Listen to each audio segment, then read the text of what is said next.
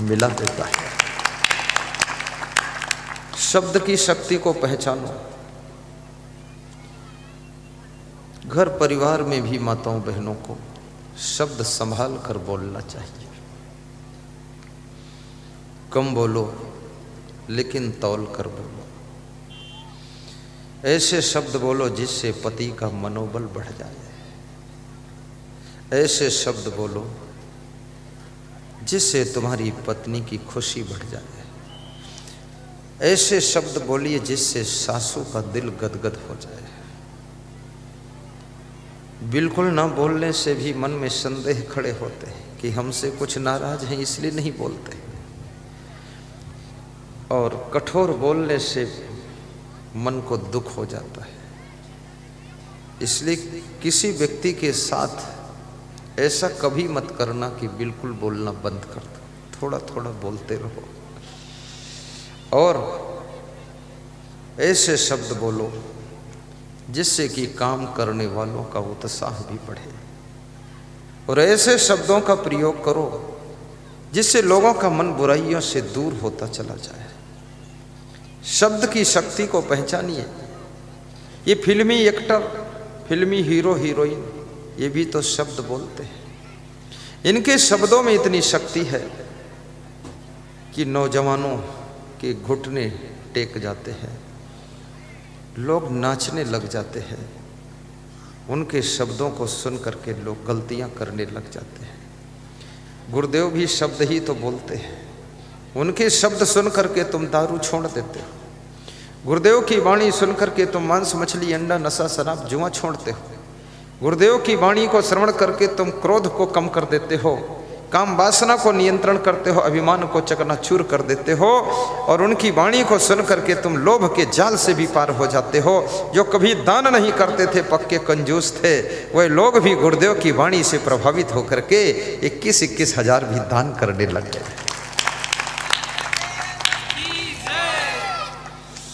हमारे नेपाल बॉर्डर आश्रम पर एक लखनऊ राजधानी से भक्त आया, बड़ा अफसर था, रिटायर हो गया था।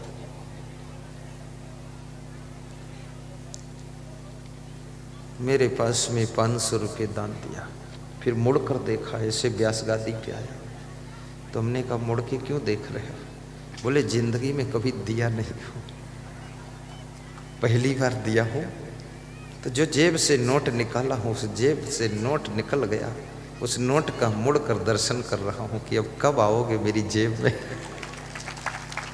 बोले बड़ा कंजूस था। 3 दिन आश्रम में रह करके प्रवचन सुनता रहा।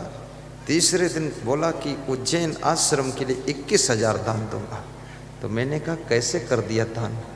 बोले लोभ ज़्यादा खत्म हो चुका है, पैसा तो बहुत है, करोड़ों है, देने का मन नहीं था। बड़ी हिम्मत करके 21 हजार निकाला।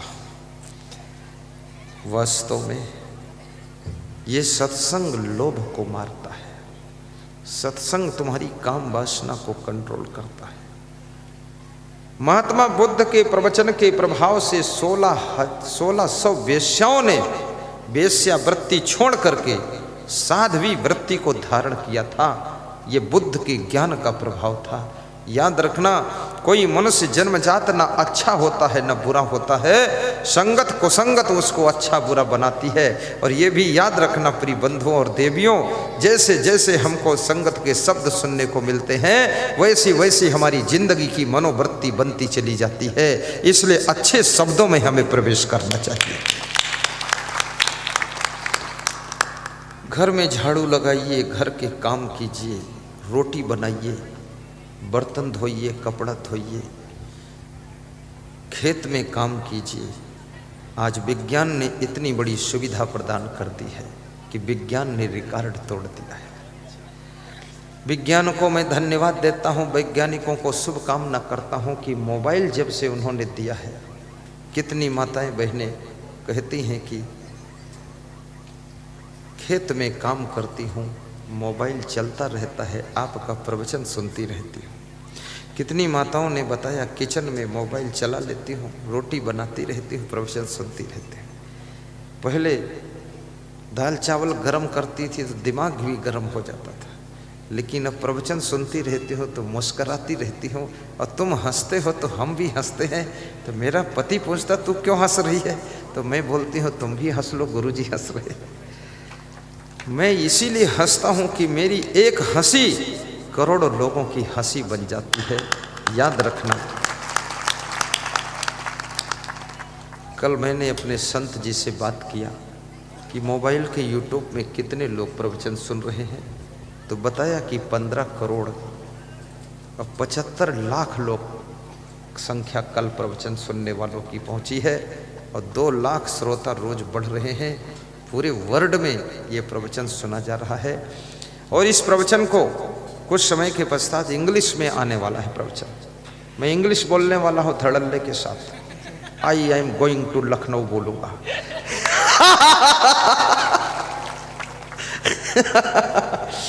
यू आर कमिंग टू सत्संग। क्या क्या बोलना है इंग्लिश में, ग्रामर गलत हो चाहे सही हो, लेकिन बोल देना है। Seeing the pictures at the person's house, his character is learnt oblique just. Face is the index of all. तो इंग्लिश में प्रवचन आने वाला है। ये ट्रांसलेटर मशीन मेरे प्रवचन को इंग्लिश में आगे बढ़ाएगी। तो तुम तो खैर हिंदी में समझ जाते हो, लेकिन जो हिंदी नहीं समझते हैं उनके लिए इंग्लिश मीडियम हो जाएगा।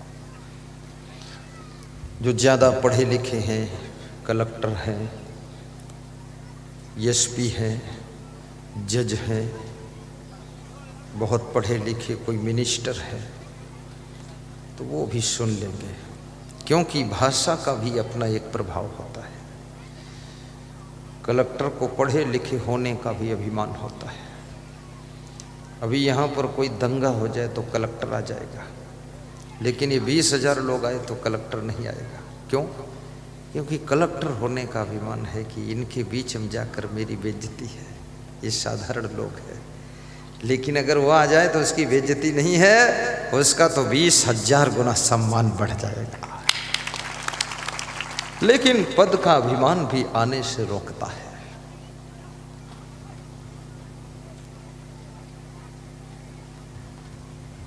और जिसको पद का अभिमान भी न रोक सके, जिसको धन का अभिमान भी सत्संग में जाने से न रोक सके, वो धन्य होता है।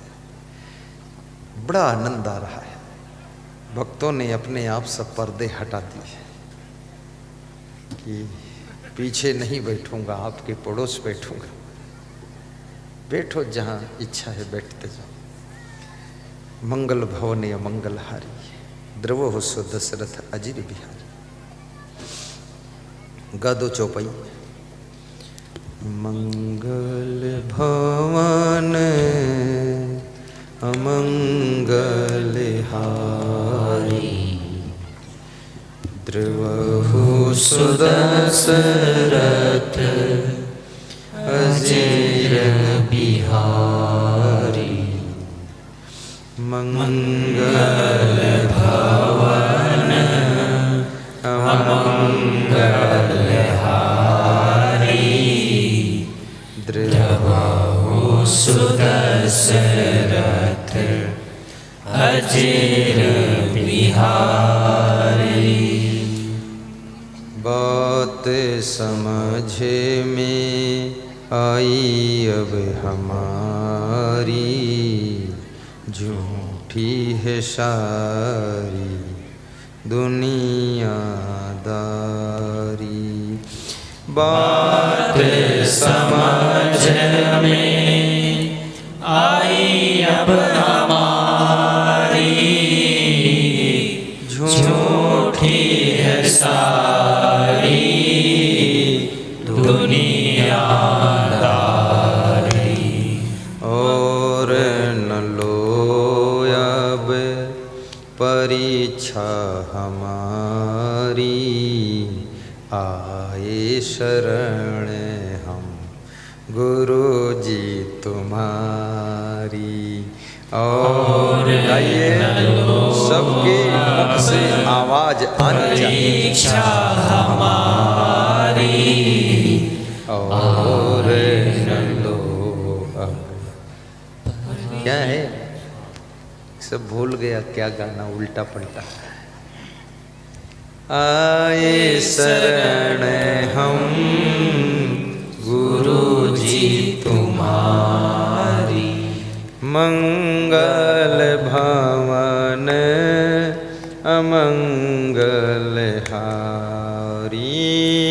मंगल भवन, आइए सबके घर में मंगल हारी। सबके पास भवन है लेकिन मंगल भवन नहीं है। ज्यादातर लोगों का घर दंगल भवन है, लड़ाई झगड़ा होता रहता है, दंगल चलता रहता है। कितने घरों में तो अमंगल भी होता रहता है।